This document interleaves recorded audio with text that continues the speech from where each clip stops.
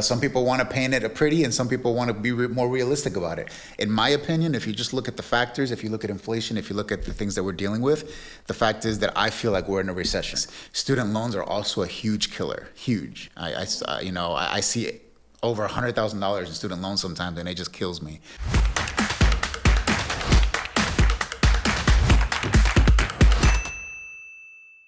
Hey guys, welcome back to the Singh Hustle Hello, channel. everyone. Today we have a guest with us who's one of our top lenders for Central Florida. So thank you, Rafael, for being here. My pleasure. We appreciate you coming out. Do you want to introduce yourself and Yeah. tell us how you got into the lending business? Yeah, definitely, no doubt. First of all, it's a blessing to be here. Thank you guys for thinking of Anytime, me and Rafael. inviting me. This is truly awesome. I started in the lending business straight out of college, actually. I got a finance degree at the University of Central Florida. Go Knights. We're going to Central Florida. Yeah, go Knights. And during that process, I was studying finance, and I was kind of studying and dabbling real estate on the side. A buddy of mine and I kind of started buying stuff and kind of understanding the market better. I actually bought my first rental house at 18. So it just seemed like a natural transition. That's Pretty very, cool. very impressive. Yes. Most people Yeah. would be very shocked by How that. long ago was that? Wow. So to age myself, I graduated college in 2003. Oh, wow. So this was 20 years ago. So I purchased my first house before I graduated. I was 18. I graduated college when I was 23, I believe 24. Him and we decided to go get our mortgage broker's license together. And that was 5 or 6 years before the crash. So those 5 or 6 years were a whirlwind. We had to kind of learn how to figure out things. Nobody taught us. We were working from home. We were trying to, how do you calculate this or how do you calculate that? And we're yelling across the house. It was crazy, but it was a different world back then. People were able to get mortgages with literally a breathalyzer test and a license. If it fogs up, If it you're fogs online. up, you're good. So it was just a different world back then, and I was enjoying learning it. And then that's where it all started. That's really where it all began. That's really cool because especially being in real estate since before crash and then after, that's very, very good experience to have. Yeah, definitely. And I'm not gonna lie, there were some painful times during the crash. I learned things the hard way because coming out of college and becoming a broker, I thought I was invincible. Turns out I wasn't. I lost a lot, and I learned the hard way, and I stuck through it, came back in 2013, I believe, and doing things a little bit different, and ever since then, it's been great since 2013. I do have a question for you. Is there any type of loan programs that you've seen back today that was available 2007-ish? So the answer to that is to an extent, yes. Okay, I am seeing similar programs that are coming back that have characteristics that were similar to the ones back then. But the biggest differentiating factor is the fact that back then, there was no money out of pocket. There was no skin in the game. So these people were buying houses with very little skin in the game, if any, and literally with a driver's license. So they could walk away from an investment because there was nothing in it for them. So it wasn't standard, like conventional 20% is pretty standard. Exactly. It wasn't like that? It was technically like that, but there was a loophole. You can get a first mortgage for 80%, and you can get a second mortgage for 20%. So now you're getting 100% financing, so you have no money out of pocket. So you were getting 2 mortgages, one for 80 and one for 20. Nowadays, you can't do that. You might be able to do now maybe 80-10, maybe even an 80-15, I believe, but you're never going to get 100% financing unless you're doing some kind of down payment assistance or getting creative with it that way. Okay. Yeah, so it's a little bit different. So now because of the skin in the game, it lowers the risk of the actual end investor. So it's a little bit different. That's why, the economic recession that they say that we're having now or going into, it's going to be a little bit different. I don't believe it's going to have the same characteristics or punch that 2008, 2009, 2010 had because the factors are different, in my opinion. Are we supposed to be going into it, or are we kind of already there? In my opinion, Because we're there. I've heard from I a agree. lot of people. I agree. They're saying for the last year we've been there. I agree. And I think it depends on who you're listening to.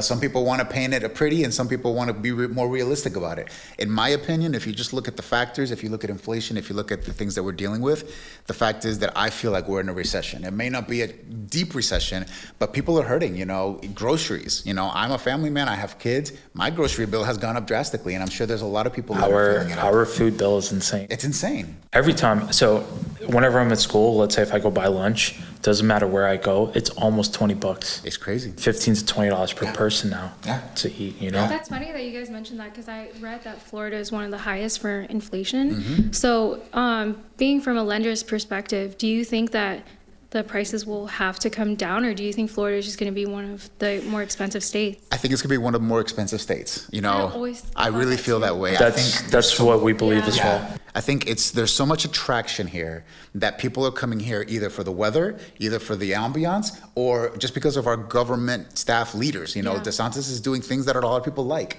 And COVID was a big, eye-opener for me personally when I saw all these people literally leaving California and New York and all these places to come here. And there's reasons for that. And I don't think, unless something drastically changes, that's going to change. I think we're going to always be in a stable market. Florida is going to be a strong market at the higher price points. We fluctuate. We go up, we go down. Yeah. Whatever's happening in Miami is going to happen in Central Florida. Months later, they're just kind of a leader in that sense. But overall, historically speaking, I think Florida is going to be strong. Because inventory properties, they're still pretty low. Yeah. It's high demand still. Exactly. And as soon as they drop their prices a little, like builders, they're getting 5 sales in that month. So it shows there's. I can tell you from our end of sales wise. So last year, I noticed around May, June to around August, November, I felt like the real estate market slowed down a lot. Definitely this year picked back up. We've definitely noticed in terms of everything, the sales. Builders are cutting commission again this year. They only do that when they're selling. Yeah. I think that a factor that drives that is interest rates. People were used to seeing 2s and 3s and 4s. So it took them 6 to 8 months to kind of get used to the 5s, the 6s, and maybe even the 7s, right? So I think that 6 or 7 months kind of expired going into 2023. Now January, February, March, people just started kind of getting accustomed to those numbers and saying, okay, this is the new reality. And it just opened up the door for more people to come out and start buying. I think that's personally a big factor.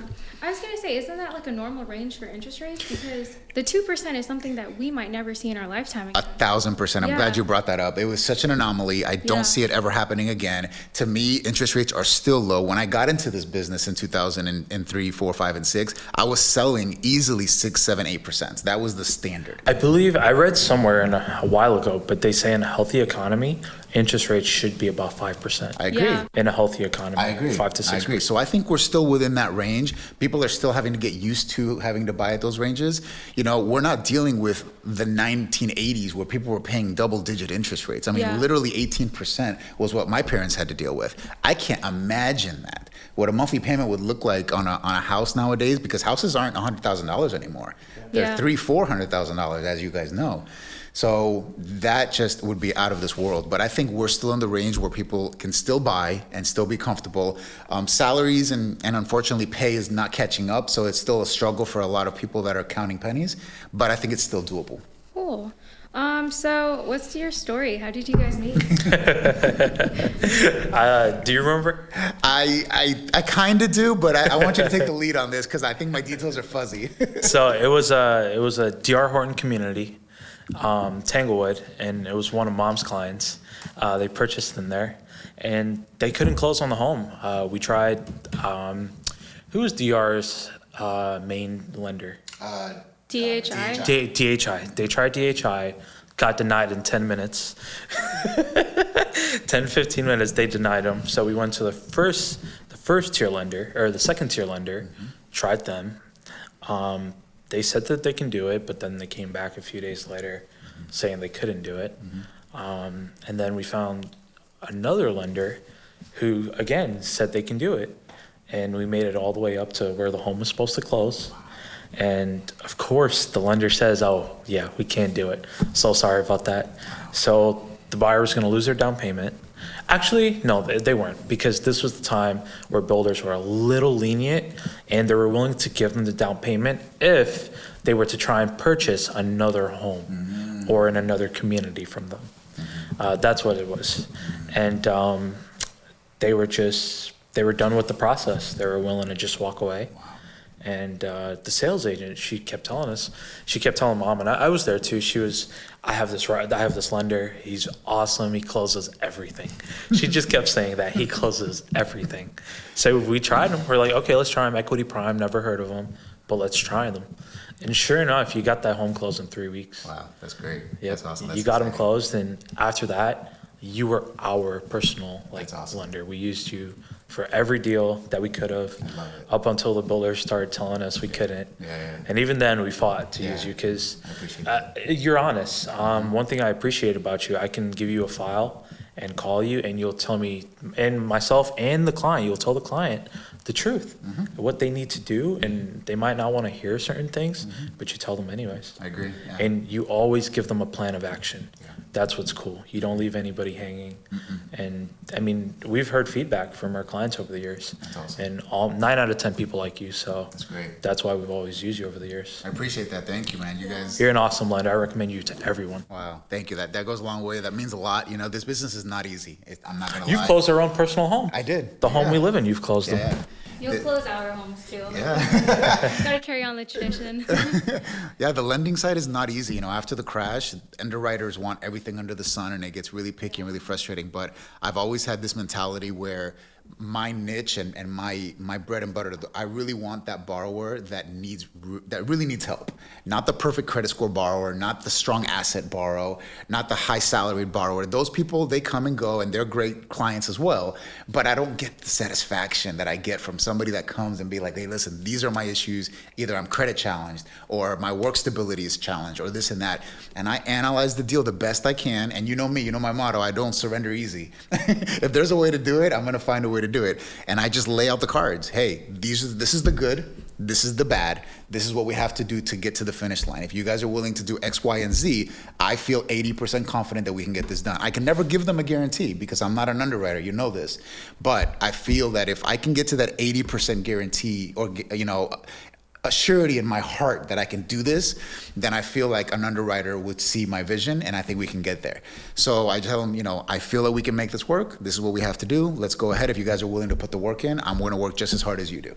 And most of the time it works. And whether it, as you know, whether it takes 3 months or 12 months, we get to the finish line somehow. We've been blessed to have good success throughout the years. Yeah. That's so funny that you mentioned that because a lot of realtors, they wouldn't even work with someone if they're not qualified at that moment. So a lot of our clients would tell us they're very shocked that we're willing to work with them for months, you know, and I'm not talking about during the building process, but I'm saying if they don't qualify right now, like high debt, it's impossible in your eyes, we will work with them until next year with you. And that's how we're doing our deals.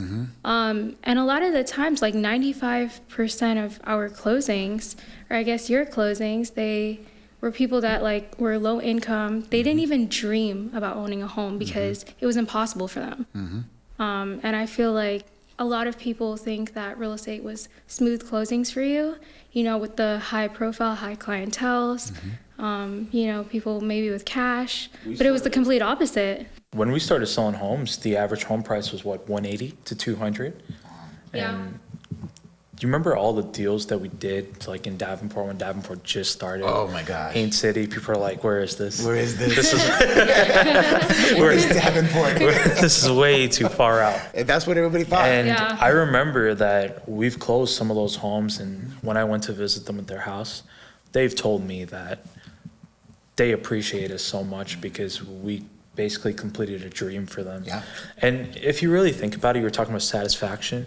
It must feel good to know that we got those people in homes because those people today would never be able to afford. No. But now those people are sitting on 150 grand in equity. Exactly. You know, and without what we did a few years ago, it wouldn't have been possible. No, not at all. It was a totally different market back then, but the struggles were still real, and people wanted to buy, and you know we had to get creative, and you had A lot to of our clients had like 500 credit score, easy. 480 credit score, Easy, and yeah. 6 months later we got them past 620. Most of them. Yeah, and builders were willing to work with us. They were like, okay, if you guys can give me, you know, a letter from Rafael saying that you guys feel confident you can make it work in 6 or 8 Yeah, I months, remember that. we would do it. And the builders were being patient. And once we got credit ready to go within the last 30 to 60 days before closing, everything would fall into place. Yeah, Yeah. we got so good at being able to get files that were hard to close that the builders are like, oh, these guys will give them a I chance. remember, like, my mom always said, if Rafael can't close it, like,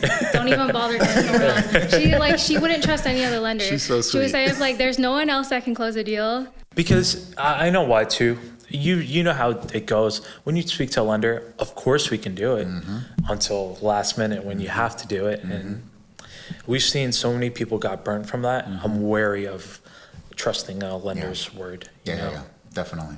And I guess it goes for realtors as well. You know, there's realtors that just say whatever they can say to try and get a deal under contract, but it doesn't matter if you get it under contract if it won't close. That's right. So. That's right. If this is, a trust thing, you have to be pretty sure that you can get the deal done, or else you just lose their faith and their trust in you. And you're wasting everyone's time. Wasting everybody's months worth of time.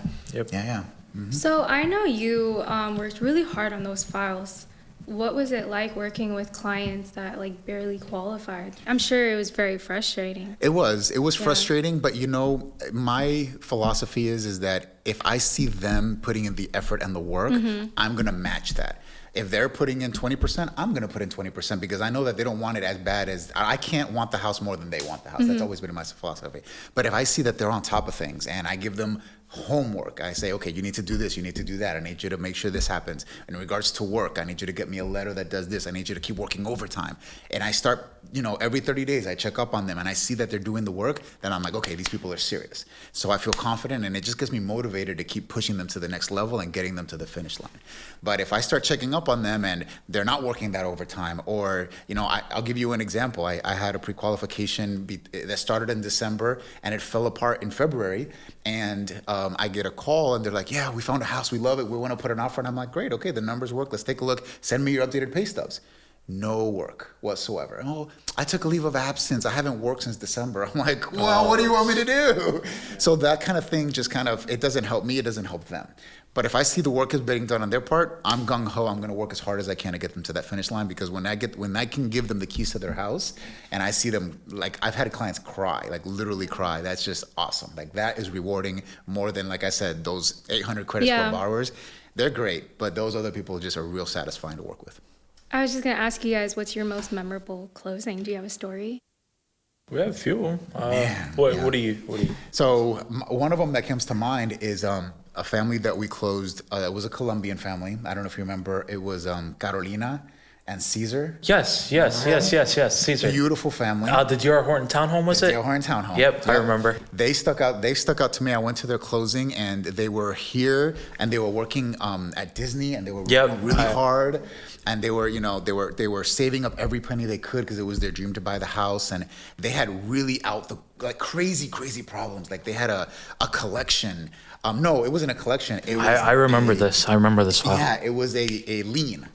They had a tax lien or something, and all of a sudden that blew up and we had to fix that, and things just started coming out of the blue, and they just never quit, and they would call the collection agencies and dispute things, and they fought for the lien to be released, and it was so many moving parts, and when we got that to the closing table, they literally cried. Like, they were just so happy.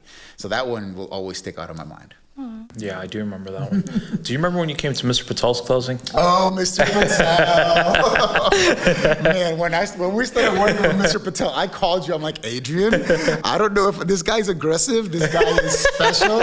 He was a very unique individual. And I'm like, Adrian, I need you to help me here because I'm going to hang up on him.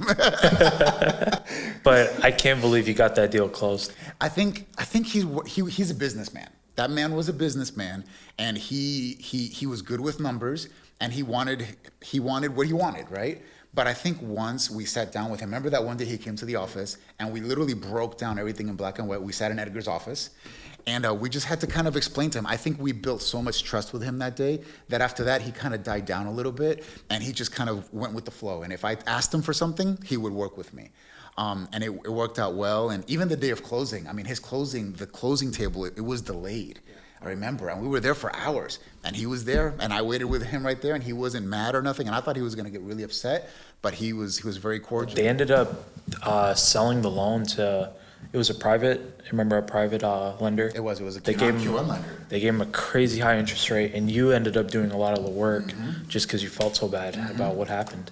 I remember that. And you still came to his closing. Yeah, and I went to his closing and everything. I mean, I had a lot of respect for the man. He gave me a hard time at first. He scared me. But he became a little puppy dog at the end. He was a nice guy. He was a really He's genuinely awesome. nice guy. Yeah, He's so sweet. He let me drive his Range Rover. Yeah? That's Yeah, I was awesome. like showing him a property. That's And awesome. he just like threw me the keys. That's great. He's looking to build probably one of the most badass homes in Davenport, actually. Shout out. I think it might be one of the nicest properties Yep. in the entire. We're still trying to figure out like the land and stuff. We'll definitely keep you posted. Wow. But he's looking to do it. That's great. And it'll be a nice property. awesome. It'll be a nice property. That's awesome. But yeah, we had a few of them. I forgot their name. The Welshes, the last name.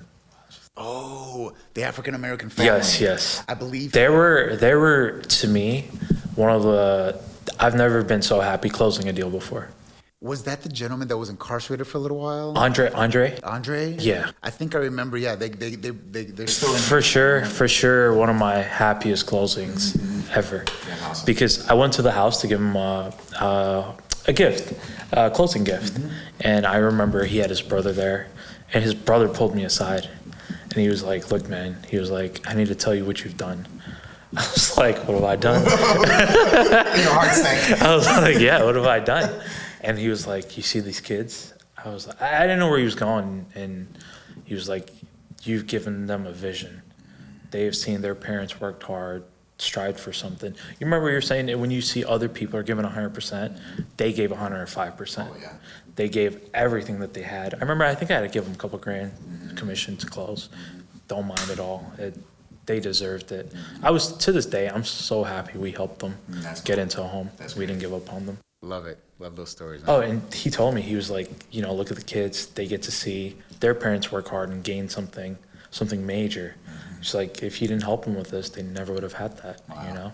That's great. Yeah, that's what this business is all about. It really is. This business is so satisfying at that level to help people that thought they couldn't buy. I work with a lot of Venezuelans that are coming here when they don't understand the processes and the way the government works and the way this works or that works. Their system in Venezuela is totally different. Is there a lot of Venezuelans moving here? Believe it or not, yeah, they're dying to come here, and it's hard to get here. It's hard to get your green cards. It's hard to get everything in line. It takes years to do it, but when they do it, they get here and they hit the ground running. They will start a business immediately. They will get a job. They will work their butts off, and literally within 2 years of getting officially green carded and having the work permit, they're buying a house within 2 years. And I give them a lot of credit because half the battle is they don't even understand the language. Like, they don't even speak English. Mm-hmm. So those people, they have a soft spot in my heart. When I hear a Venezuelan call me, I really try to help them because most lenders don't even lend to Venezuelans, like non-Q1. There's a lot of foreign national. Is it because of how bad the country is in right now? Because of their country. It's not even their fault, Yeah. but just because they're from that country, like there's a lot of lenders that will not lend to Venezuelans on the foreign national side. There's a lot of Venezuelans in our country, Guyana, Yeah? because we're neighboring countries. Oh, I never Like, thought about that. Right next door, and they're all coming to Guyana. It's easy to get the visa, easier, and the country doesn't have half, the crime. Yeah. And since they discovered oil and stuff in Guyana, I'm not sure if you've heard about No, that. I haven't. They're saying Guyana might be one of the richest countries in the next 10 years. I had no clue. Yeah. They found a bunch of oil. Wow. They're saying that Venezuela actually has the most oil, besides America, in the world, actually. Mm-hmm. Turns out Guyana looks like it has another one of those stockpiles. Well, they're right next door. Right next door. It's just somebody was gonna Yep. find it sometime. Guyana There's is, a lot of investors going the there. market, Cuban the ones. real estate market is changing. Really? That'd be a good spot for us to look into. I'm gonna look into that. That's kind of cool. I think Mom will be able to get you up to date with that. Yeah? She knows She knows everything. everything? the price of Airbnb is like $4,500. They're doing Airbnbs and stuff there now. What? They just opened up the first Starbucks 3 weeks ago. It was a big deal. Also, they're ready to take off. This is just It's the gonna beginning. boom. Like, Guyana is beautiful too. Is it? It's a rainforest. There's everything, like some of the most beautiful birds in nature. Kind of like Brazil. I really want to go to Brazil. Yeah. It's on my to-do list too. Have you went to any countries in South America? No, No. I have not visited South America yet. Okay, so I think we all specialize in new construction sales, but in my opinion, I feel like it's a little bit more challenging than general real estate, where you go onto the MLS, you're finding one listing to show, and you're opening that door to show that one home. With new construction, you need to know like each builder, what their product line is. Usually builders will have like 7 to 10 different floor plans.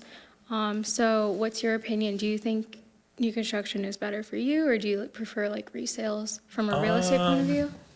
From a real estate point of view, I guess it doesn't matter too much.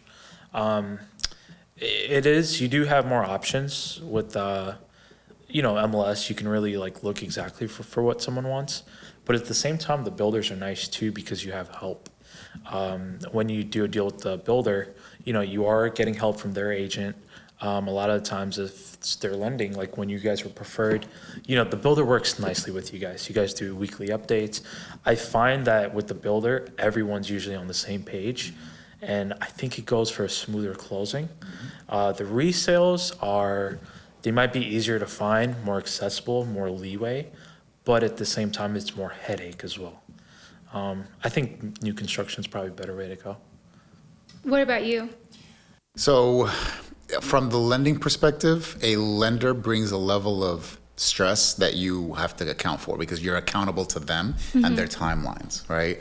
So it does bring another level of stress. Now, the good thing is that it's kind of if you're a approved lender, it's easy, the leads come more naturally. So I just kind of sit back and wait for the phone to ring in that scenario. As long as I'm picking up the phone, whether it be a Saturday, a Sunday, a Friday night at 7:00, then I should be able to do the pre-qualification right on site over the phone, and the builders appreciate that ability. So that's big. Now, during the process of the approval, like let's say construction takes 6 to 8 months, then you're giving updates regularly, and then there's a level of pressure from the builder to perform. But as long as you're performing and you're closing on time, they should be fine.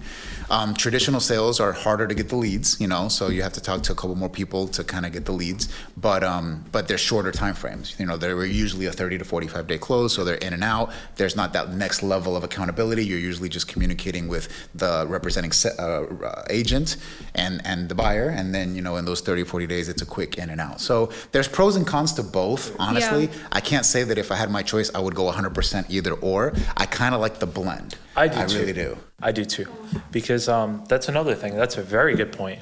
New construction, you're waiting 6 to 8 months for a closing. And anything versus- can go wrong. Anything. Up until the We've last seen day. it so many times. We've worked with people for 7-8 months, only to find out they can't close on a home. So- I love new construction. Like a lot of the times, my mom and we actually designed our clients' homes. Like they trusted us. What do you They're like, think? what, we like your style. We know exactly what you guys want. That's great. And so I could name a lot of the homes that they let us choose cabinet colors, floors, everything. That's great. They walked in and they were like, wow, you guys did a good job. We have a lot of trust with a lot of our clients. That's fantastic.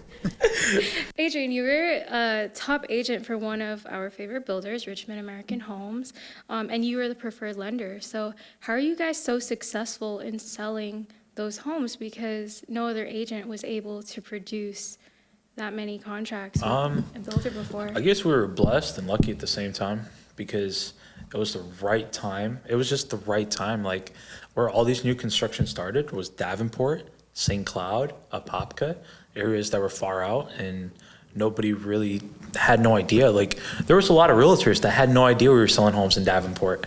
Everyone was trying to find out, where are you guys selling homes? Where are these new construction communities? I remember there was one time we did like 5 contracts in one weekend. We would go to the builders and we would have a realtor event.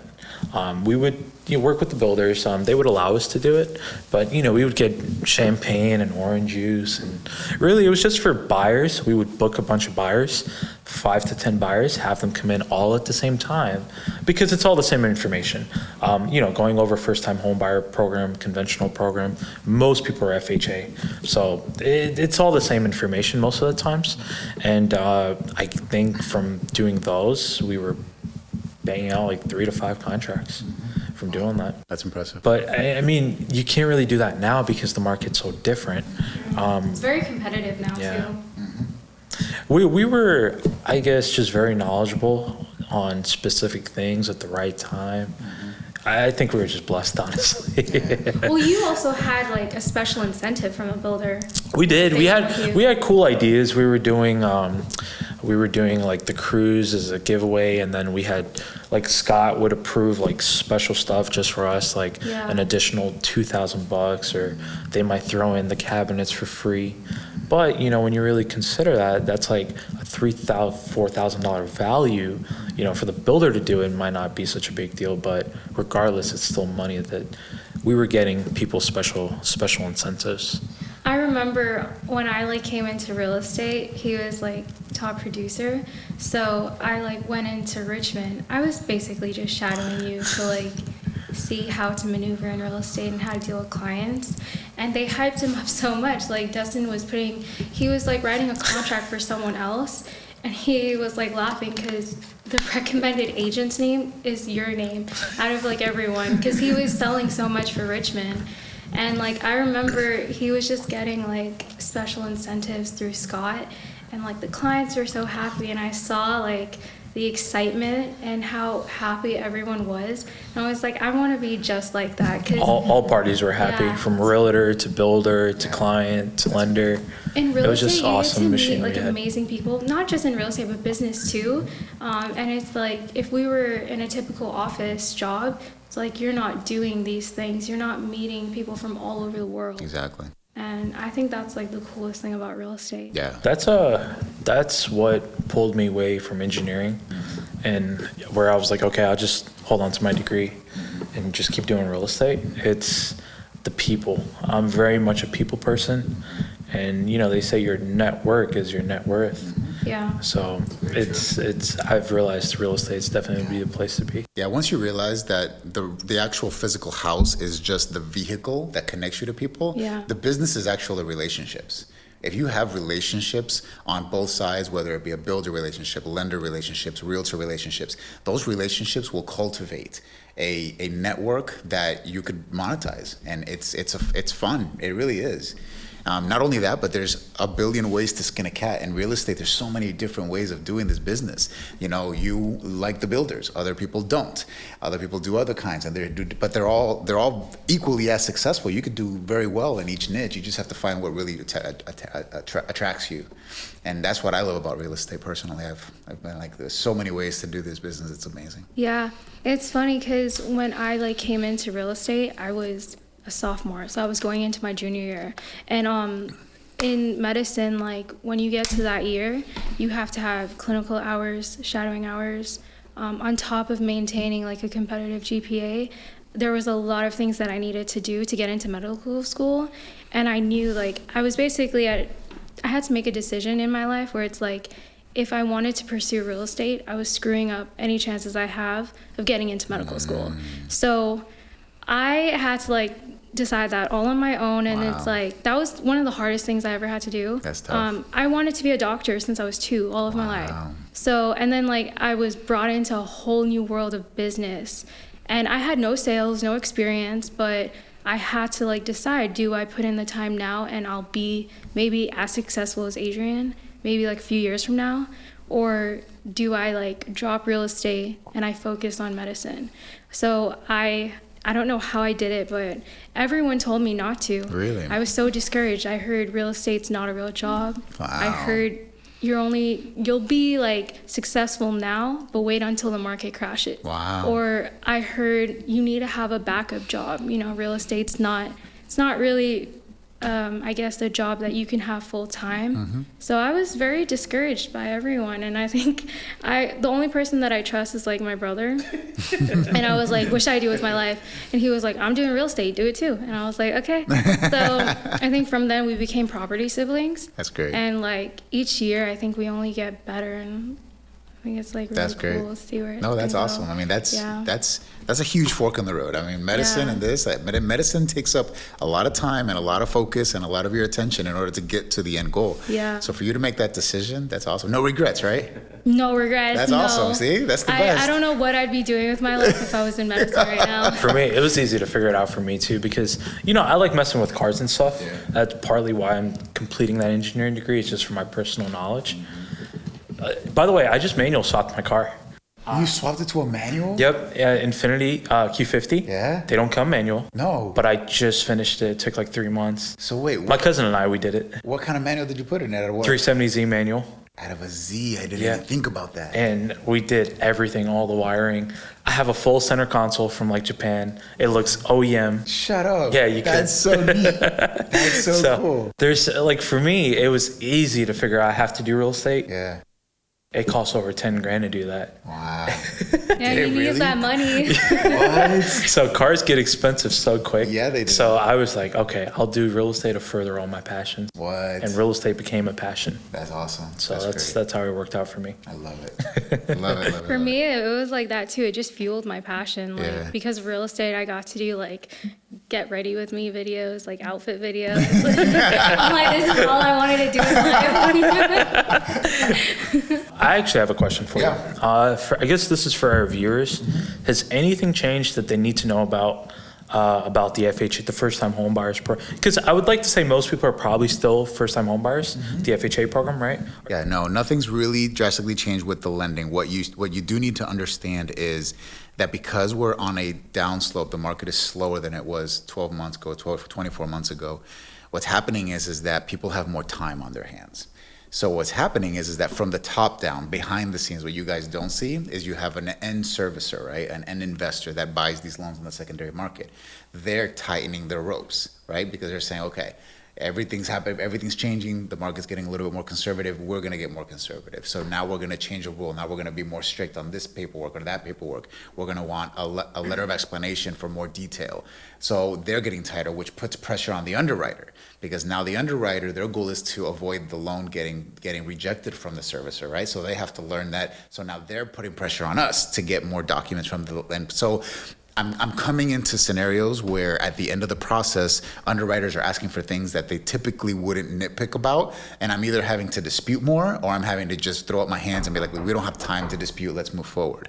So that is happening real time. So I have to be more careful and a little bit more selective as to the projects that I take on as far as difficult clients, because if I see any red flag, then I've got to make sure I have a game plan ahead of time. So that's kind of what's happening behind the scenes, just so you know. If you find that underwriters are getting more picky, that is a reality. It's just the fact.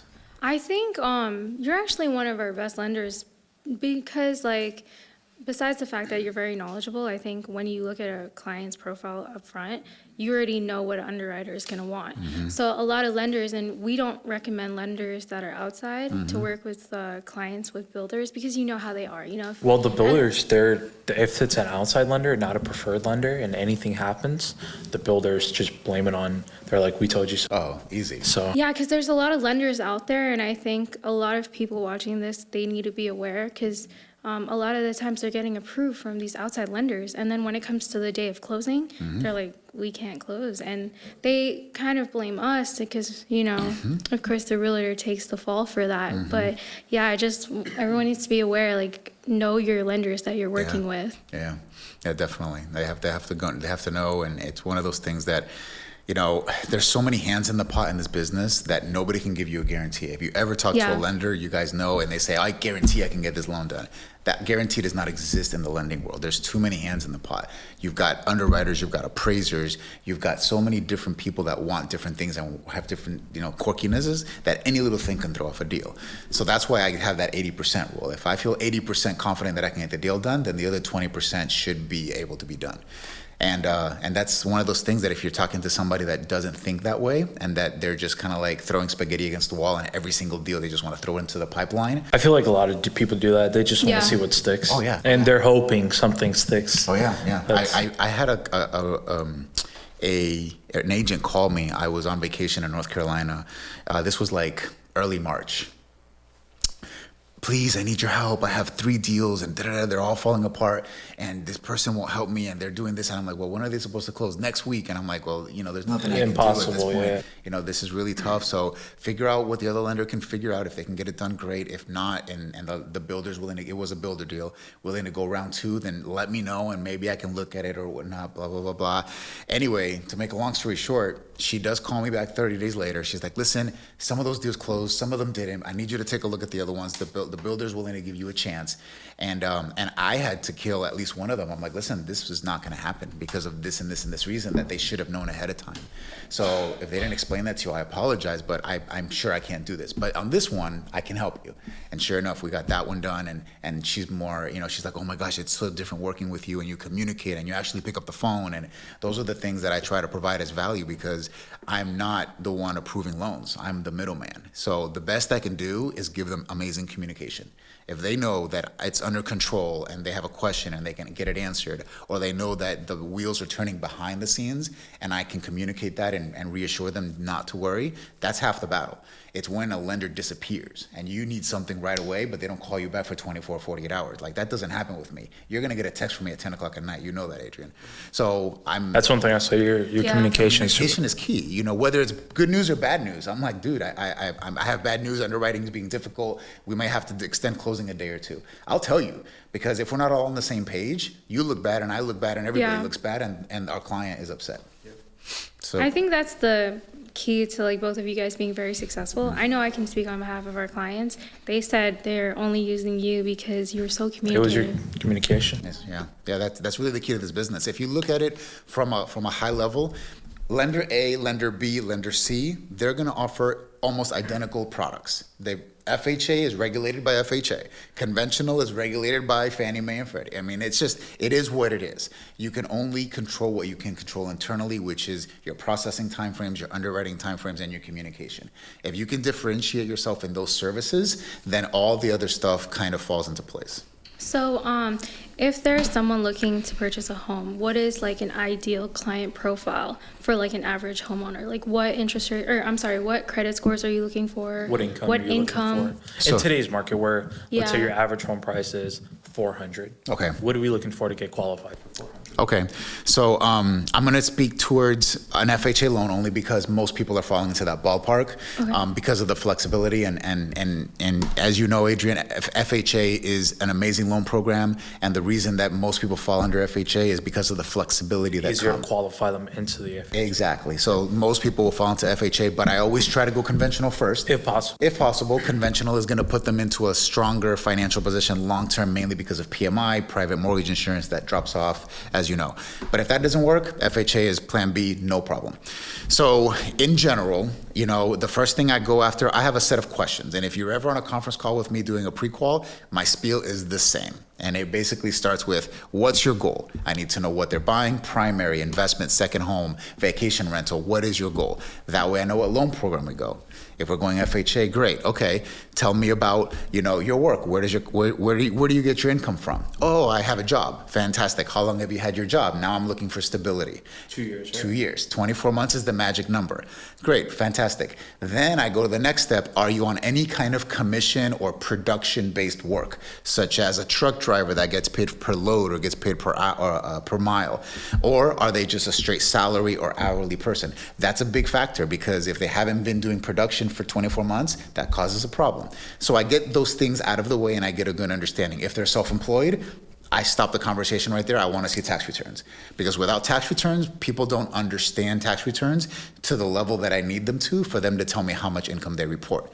I'm like, okay, great. That's what matters. Yeah, that's what matters. Fantastic. Have you been self-employed for 2 years? Yes. Okay. I want to see tax returns. Next question. Then I go into credit. How does your credit look? Do you have any concerns with your credit? Do you know what it looks like nowadays? If they say, oh no, I'm great, 700, and they feel confident about that, then I kind of put that aside and I move on.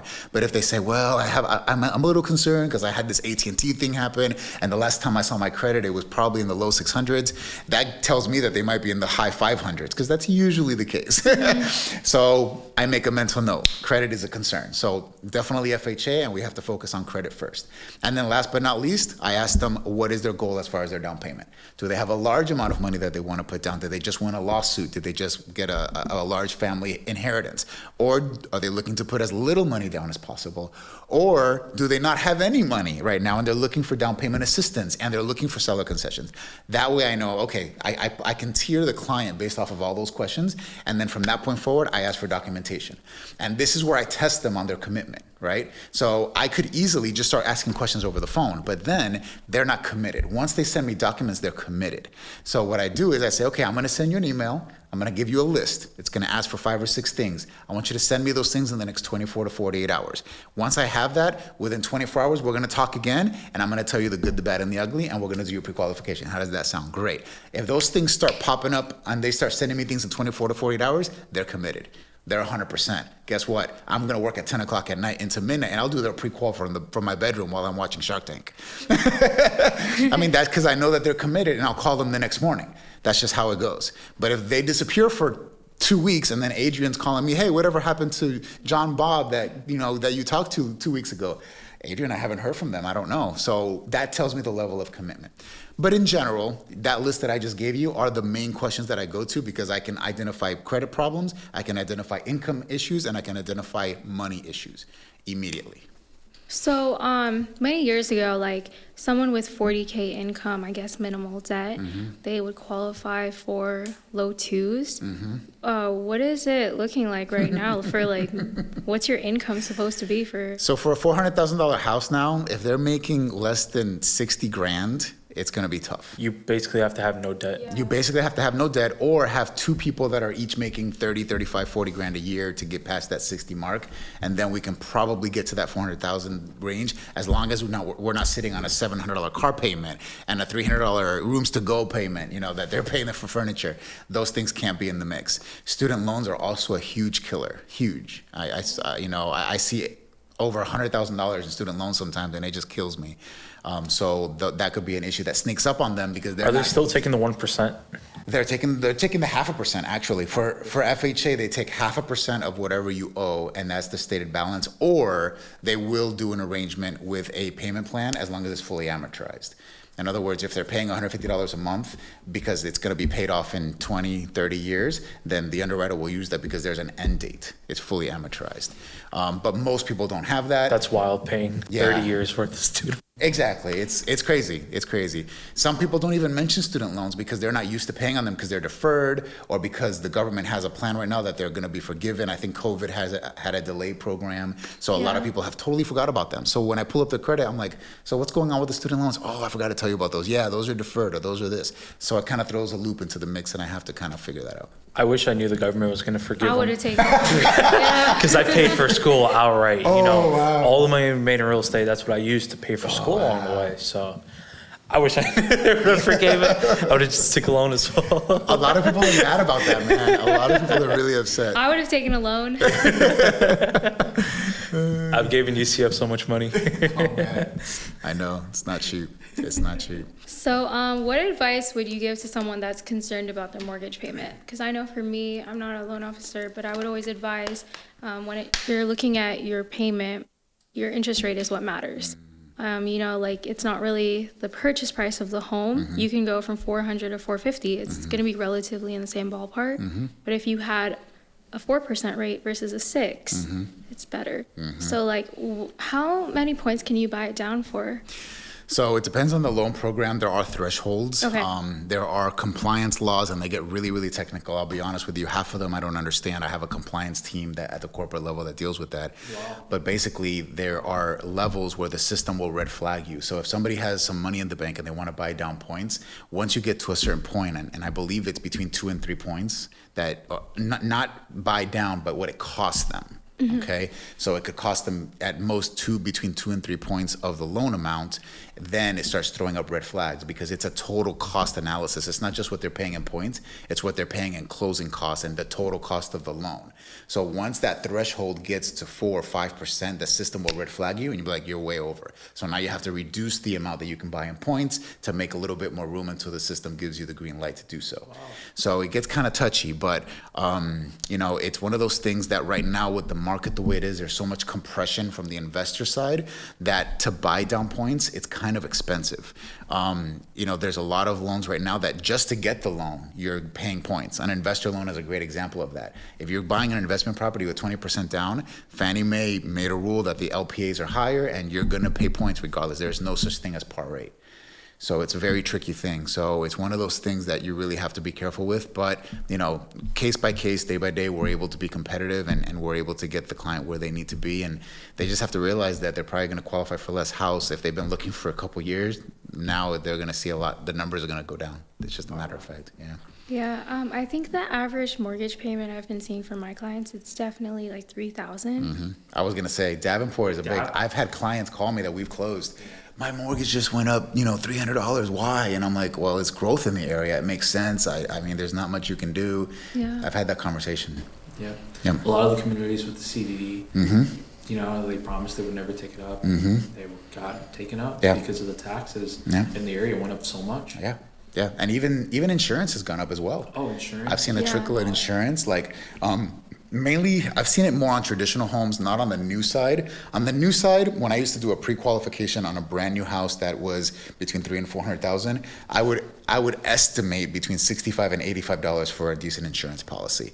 Now I can't go under 85 because I'm gonna have a problem at the end of the day. It's usually 85 or higher. For an older home, people come to me and they send me the contract and I look up the age of the home. The home was built in 2016 or 2006. Then those homes are getting over 100. A 1980s home, I put $150 for insurance easily because I'm guaranteed to come across a roof issue or a concern insurance. And then I try to get quotes as quickly as possible once they get under contract so that I can kind of gauge that and figure out if I am off or if I'm over exaggerating. But I have to be very careful with the insurance because it has bit me in the butt that I underestimate and not realizing that insurance has made that adjustment and they're increasing rates. So it's a pivot point for all of us. We have to pivot. So we kind of touched on this before, but a lot of people seem to believe that there's going to be a market crash. What are your thoughts on that?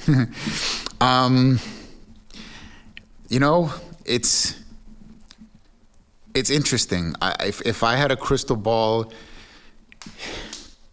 8 or 9 months ago, I would have said we would have been worse off now at this point in time. I thought we were going to be in a worse position. I'm not seeing what I expected to see. I think there's a couple different factors there. I think, in my personal opinion, and nobody knows for sure, but I think what we're going to see is interest rates are going to trickle up at least 2 more times by the end of the year.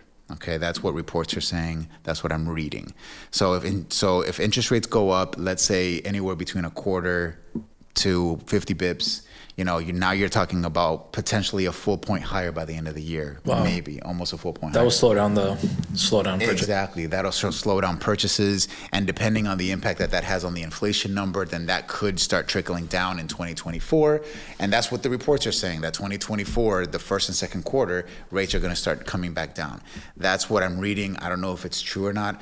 The reality is that a market crash to me is a strong word because I have 2008 to gauge. That's kind of my gauge point, and I don't see that happening. I mean, I remember houses going down 40 and 50%, and I don't see that. I see us maybe, if there is an adjustment in the market, maybe a 10% or maybe a 15%. But more than that, it's hard for me to swallow with what I'm seeing. And I still think that 15% would be a lot. I don't see that happening unless it's something really gets really ugly. But I could be wrong. I've been blindsided. We were blindsided with what happened in 2008, and that was an internal problem.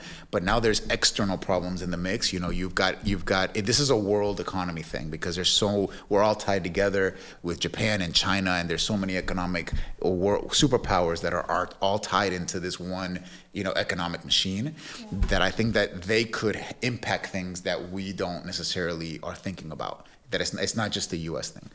So anyway, is there going to be a crash? Some kind of crash, yes. To what extent? I don't know. But if I had to guess, I would say maybe 10 or 15% if we had to regulate that and see what happens. But reports are saying that interest rates are going to go up and then they're going to start coming down. And then, traditionally, if interest rates go down, prices go up. So again, keeping the market at a point where it's relatively stable. So we'll see what happens. Funny enough, I have the same viewpoint as you. Yeah? I just don't see a crash here in Florida. Yeah. Florida anyways, because recently in the last few months, we took a few trips. California, one of them. We went to Georgia. And when you go to these different states, you can see the difference between Florida. Like Georgia, you can tell anything happens, they're going to be one of the first states to crash. There's not the business there, the jobs there, the infrastructure. kind of like here in Central Florida, we have such major tourism. Tourism is huge, brings a lot of money.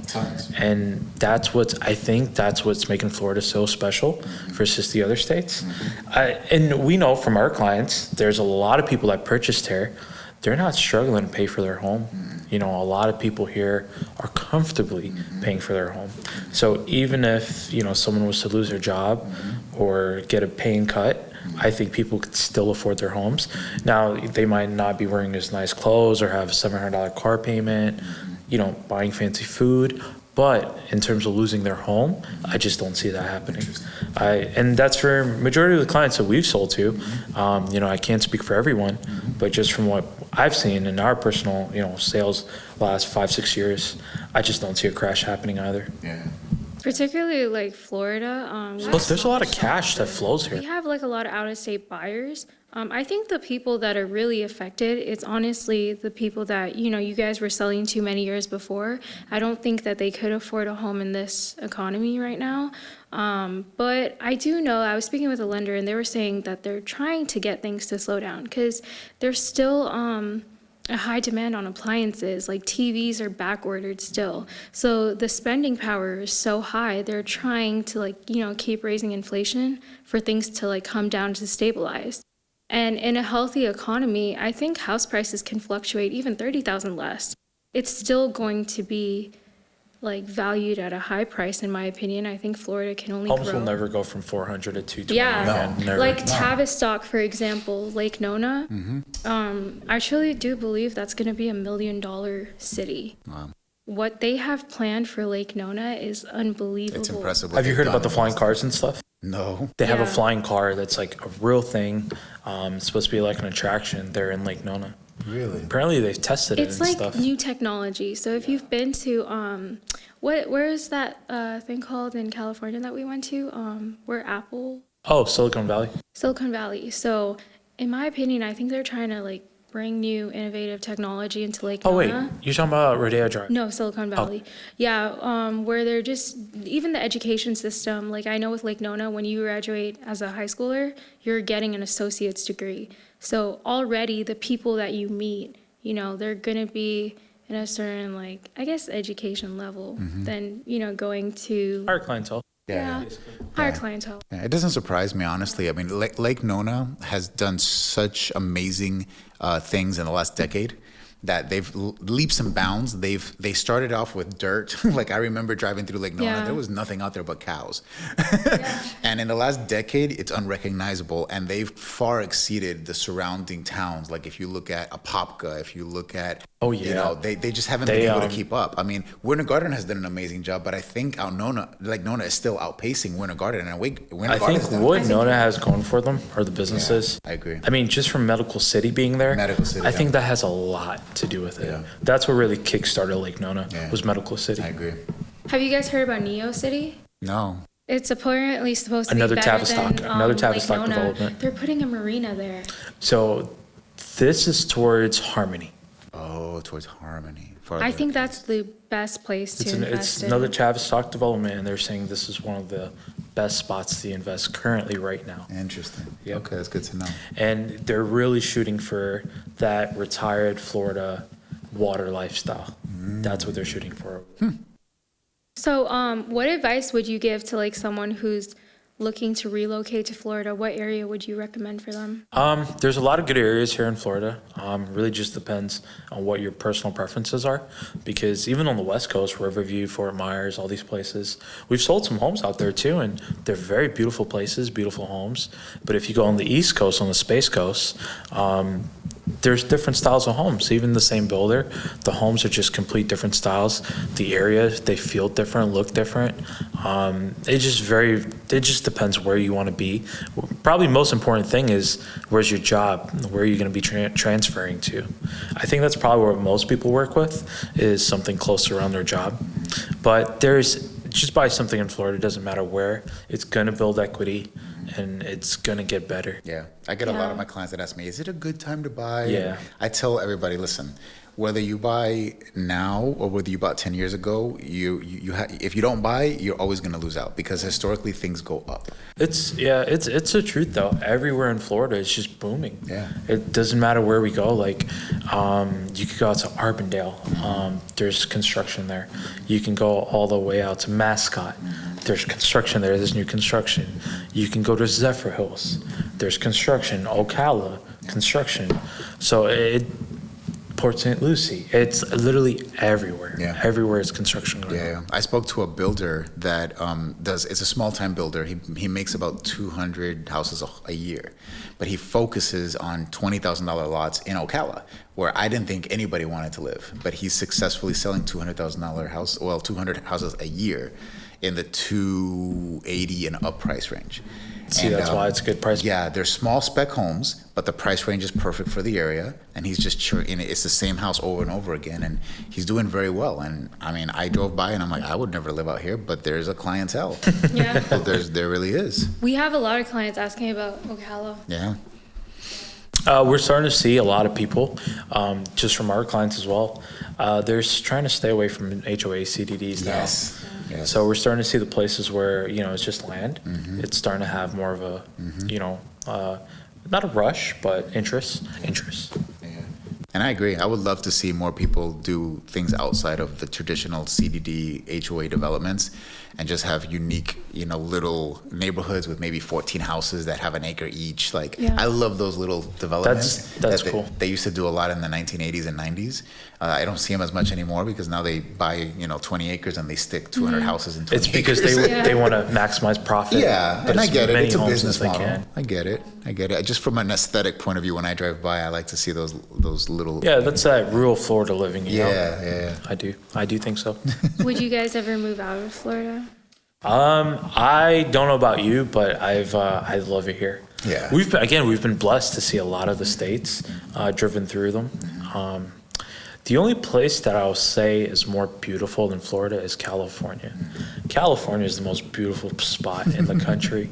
That place is amazing. Have you been? I have. Yes, I did go once. I did. So just 2 months ago, we flew to San Fran, drove to LA, Wow. Malibu Coast. Wow. It's breathtaking. Pretty cool. Dude, California is awesome. It's beautiful.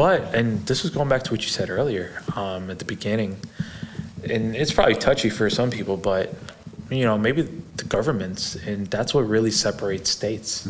You can be a beautiful state, but if you're not ran well, No. we've seen so many people move to Florida, trying to escape the government in California. Exactly. I mean, if on my perspective, if you're talking about just the state as far as what it has to offer, as far as land and its beauty, Florida's amazing. My wife, she likes the mountains. So Like Colorado. Yeah, she likes Colorado. She loves the Carolinas. So I can see myself maybe once the kids get older, maybe having a second home up there or something. But my roots are here. I came here from Puerto Rico when I was 8 months old. So this is what I know. And I'm just used to it. So as a package deal, when it comes to our leadership, when it comes to our amenities and what we have to offer, Florida has so many things, and it checks off so many boxes. I agree. That it'll be hard to leave if I ever decide to uproot. I'm a Florida girl at heart. I go to the beach in the springs every single week. Yeah. And Adrian and I, we have passes to Universal. Last week, I came out from school and he's like, "Do you want to go Universal?" And I was like, "Yeah, sure." That's cool. That's so awesome. we kind of live the tourist I lifestyle. think if to anyone making over 70, 80K a year here, a single person, and combined is even better if you're both making that. But you can have an awesome life here in Florida. You live very comfortably. If you're very comfortably. If you're making over 80K a year. I agree 1,000%.